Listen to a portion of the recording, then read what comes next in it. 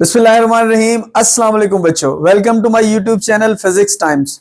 बेटा अब हम चलते हैं चैप्टर 15 की फर्स्ट वीडियो की तरफ। चैप्टर 15 हम इसको डिस्कस करेंगे स्टार्ट से लेकर इंशाल्लाह लेंजेस लॉ तक। तो स्टार्ट में पहला क्वेश्चन ये है कि इंड्यूस ईएमएफ को प्राइमरीली किस एनर्जी से बनाया गया था? Electrical energy, chemical energy, mechanical energy, all of these, इस तरह के ऑप्शंस हो सकते हैं। तो आपको अच्छे से पता है कि स्टार्टिंग में मैकेनिकल एनर्जी थी जिसको कन्वर्ट किया गया था इलेक्ट्रिकल एनर्जी में, या मैग्नेट को मूव किया गया था, या कॉइल को मूव किया गया था। तो मैकेनिकल एनर्जी से हमने इंड्यूस ईएमएफ जनरेट किया था। Question number 2। क्वेश्चन 2 में बेटा आपसे पूछा जाए कि इंड्यूस ईएमएफ को इंक्रीज करने के क्या तरीके हैं। मैं चंद एक ऑप्शंस देता हूं, उसी में सिलेक्ट कीजिए। मसलन आपको कहते हैं कि रेजिस्टेंस बढ़ा दी जाए, रेजिस्टेंस घटा दी जाए, टर्न्स बढ़ा दी जाए, टर्न्स घटा दी जाए। अब बाज बच्चों के दिल में दो ऑप्शंस आ रहे होंगे।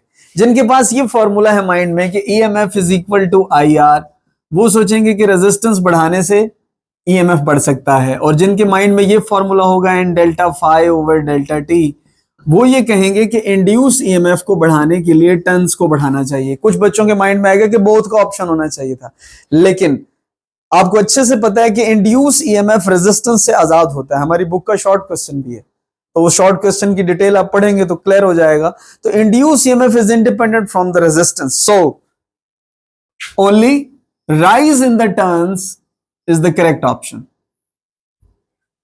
क्वेश्चन नंबर 3 बेटा। क्वेश्चन 3 में अब इसी इंड्यूस ईएमएफ की बजाय हम इंड्यूस करंट की तरफ चलते हैं। इंड्यूस करंट को इंक्रीज करने के क्या ऑप्शंस हैं? इसके भी ऑप्शंस दे देते हैं।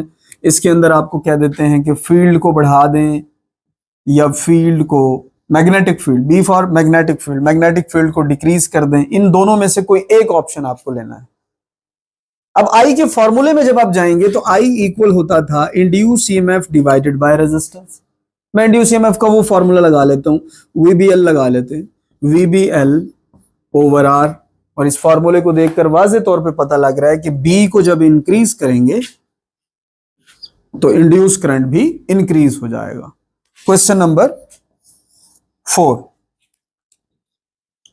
इंड्यूस करंट बेटा, इसकी डिपेंडेंसेस पे कंसंट्रेट करें कि किन किन चीजों पे डिपेंड करता है, ये ऑप्शंस में आ जाती हैं। अब ये चार चीजें फिलहाल नजर आ रही हैं आपको। एक स्पीड है, एक फील्ड है, एक लेंथ है, एक रेजिस्टेंस है। अगर ये तीनों ऑप्शंस गिवन हों तो इसका सही ऑप्शन बन जाएगा ऑल ऑफ दीज। ये डिपेंडेंसेस पे आ गया मामला। Question number 5। Induce EMF Faraday law के मुताबिक किसके चेंज से प्रोड्यूस होता है? Change of electric flux, change of magnetic flux, या both?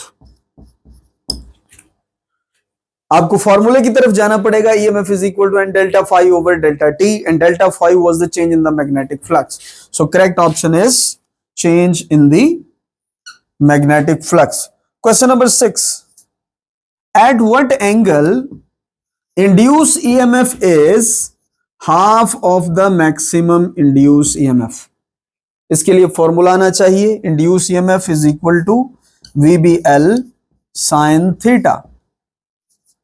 Induced EMF is E max over 2 is equal to VBL sin theta, and maximum induced EMF is VBL divided by 2 is equal to VBL sin theta.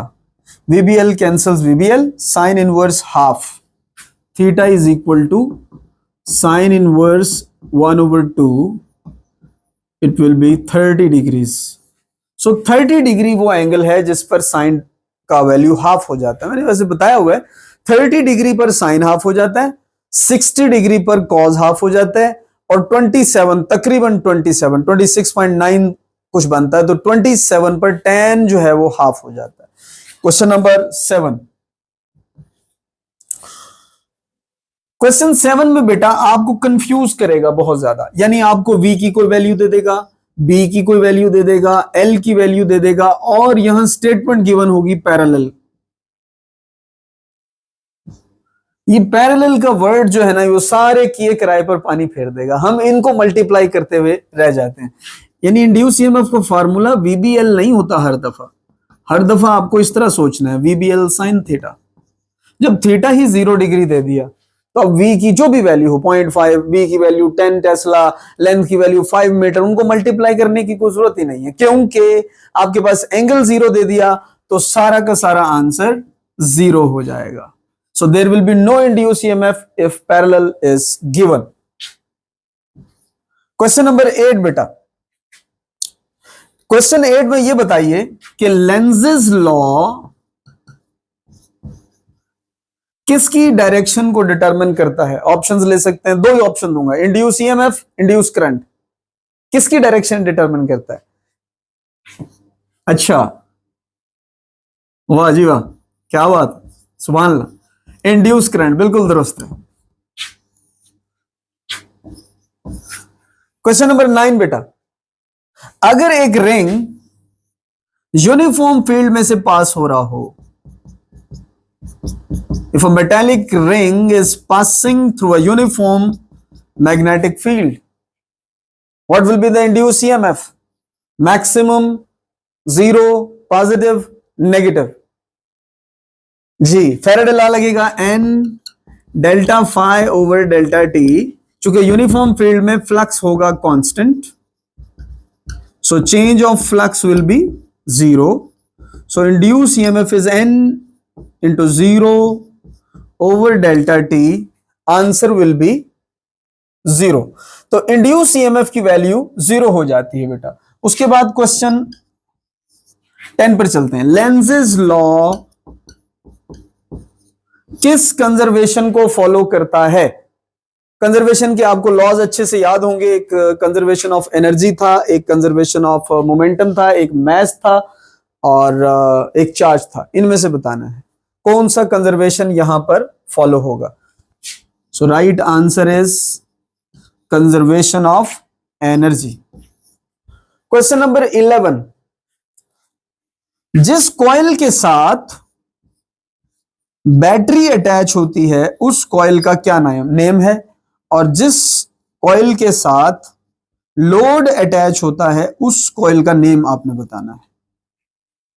पहली वाली coil secondary है, अच्छा, और दूसरे वाली primary है, कुछ उलट हो गया। नहीं, जिसके साथ बैटरी अटैच होगी वो प्राइमरी कॉइल होगी और जिसके साथ लोड अटैच होगा वो वाली सेकेंडरी कॉइल होगी। वैसे बाय द वे इस फिनोमेना का नेम क्या होता है जी हुजूर, क्या नेम होता है?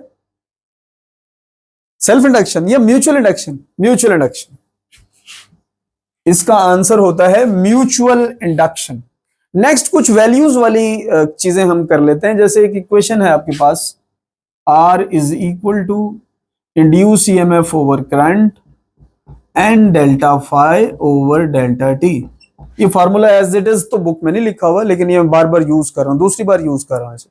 यहां बेटा कुछ वैल्यूज दी जा सकती हैं, जैसे टन्स की वैल्यू दे दे 100 और rate of change of flux भी फॉर एग्जांपल 100 दे दे आपको, करंट की वैल्यू दे दे 1 मिलियन पेयर फर्ज कर लें, या कोई भी और वैल्यू ले लें, सपोज 10⁻⁻² ले लें। बड़ा क्लासिकल सा जवाब बनाना चाह रहे हैं तो अब ये -2 ऊपर जाकर बन जाएगा 10⁻² + 2 + 2 यानी 10⁻6 ओहम्स, और ये 1 मेगा ओहम। तो इसकी स्टेटमेंट बड़ी जबरदस्त बन जाएगी। If number of turns in the coil is number of the turns in the coil 100 and rate of change of the flux is 100 and the amount of the current is 10⁻⁻² ampere, what is the resistance? 1 mega ohm। तो कितना जबरदस्त, ये statement ऐसे ही बनती है। तो ये values हमने यहाँ पर अब मुख्तलिफ वैल्यूज फर्ज कर करके इनको समझें कि यहाँ क्या हो सकता है। उसके बाद क्वेश्चन 13 बेटा, induce EMF is equal to -VBL sin theta. Interesting question है। यहाँ माइनस किस चीज को रिप्रेजेंट कर रहा है, लॉ का नेम बताना है कि किस लॉ को ये नेगेटिव रिप्रेजेंट कर रहा है, and it's answer is Lenz's law. हम थोड़ा इरेज कर लेते हैं इसको ताकि नेक्स्ट डील कर सके।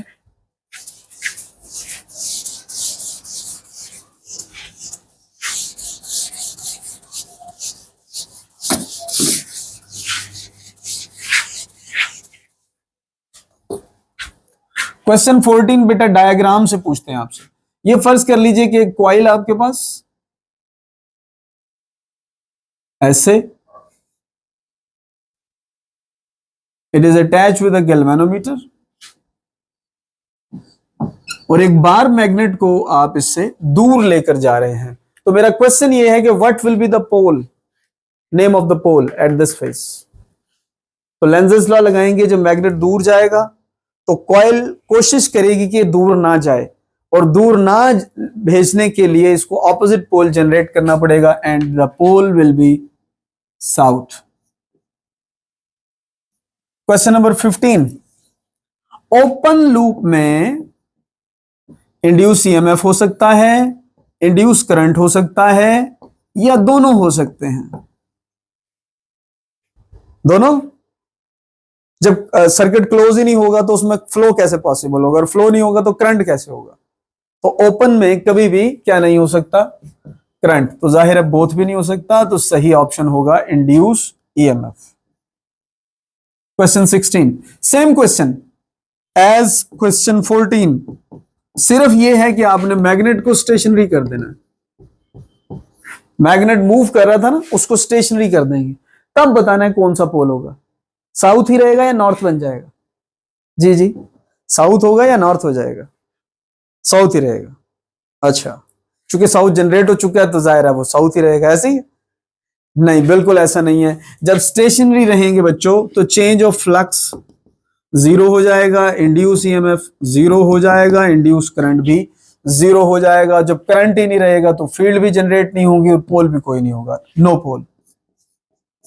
क्वेश्चन 17, मैग्नेटिक फ्लक्स की डिपेंडेंसेस आप बताएंगे, मैं ऑप्शन नहीं देने लगा। किन किन फैक्टर्स के ऊपर मैग्नेटिक फ्लक्स डिपेंड करता है? अच्छा, कैसे पता लगे? फार्मूला, और कैसे पता लगेगा? Phi is equal to B A cos theta. B पे डिपेंड कर रहा है, ए पे डिपेंड कर रहा है, और थीटा पे डिपेंड कर रहा है। There are 3 डिपेंडेंसेस।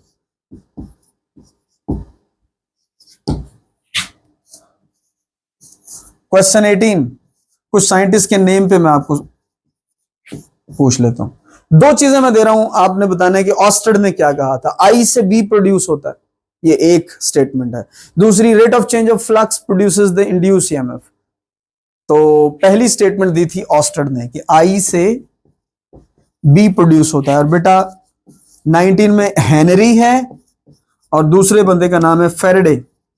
इन लोगों ने ईएमआई को डिटरमिन किया था, इलेक्ट्रोमैग्नेटिक इंडक्शन को, यानी rate of change of flux produces the induced EMF in a coil.